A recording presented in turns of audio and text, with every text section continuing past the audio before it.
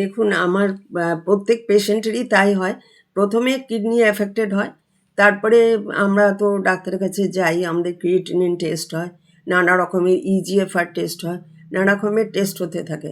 তো আমার যখন প্রথম ধরা পড়ে, আমার 5th স্টেজেই ধরা পড়ে, আমি কিছু বুঝতে পেরেছিলাম না অতটা। আর তখন আমার ক্রিয়েটিন ছিল 4.5 এমনি ছিল। তারপরে আমি ব্যাঙ্গালোরের ছেলের কাছে যাই, তখন আমার ওই রকমই 5 মতন ছিল।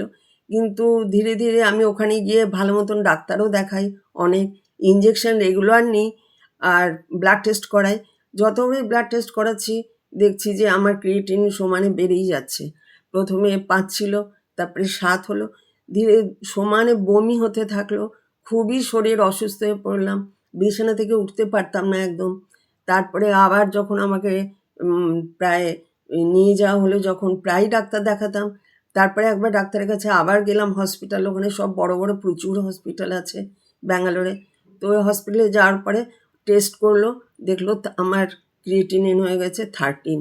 তখন রাতারাতি রাত প্রায় 12টা, 12:30 হবে, তখন আমাকে এমার্জেন্সিতে ভর্তি করে গলায় চ্যানেল বানানো হলো। সেই চ্যানেল দিয়ে তখনই রাত্রেবেলা আমার ডায়ালিসিস স্টার্ট করলো ওরা।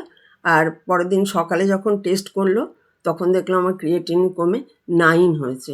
তখন শরীরটা একটু ফ্রেশও লাগছিল, ভালো লাগছিল। মানে ডায়ালিসিসটা করলে যে কতটা আরাম হয়, সেটা যার ডায়ালিসিস হয় সেই জানে।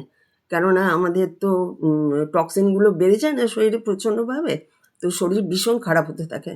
আর জলটা মেপে খাবেন সবাই, আমি বারবারই বলছি। আর রাখছি। আমার চ্যানেল দেখার জন্য আপনাদের ধন্যবাদ।